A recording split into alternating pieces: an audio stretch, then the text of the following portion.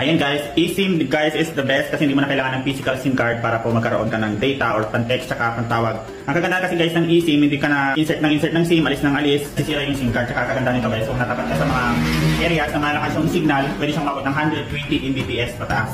So sa mga gusto mag-purchase guys, click nyo lang po itong yellow basket and makakabili na po kayo nitong eSIM na nasa halagang 99 pesos lang.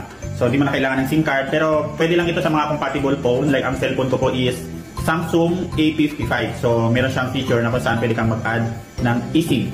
Yan. So, makikita nyo dito eSIM. Meron akong eSIM dyan. Tapos, meron SIM. So, maganda sa eSIM guys, wala ka ng problema sa insert SIM. So, kahit wala kang SIM, ay pwede ka pa rin makagamit ng calls, text, saka data. So, ano pag-hinintay nyo guys? Click the yellow basket and purchase na po kayo ng eSIM. Madali lang po siyang i-add sa inyong phone. Click nyo lang po yung add eSIM. And then, iscan nyo po yung QR code na makikita po dito. Yan. So, scan nyo lang yung QR code nito.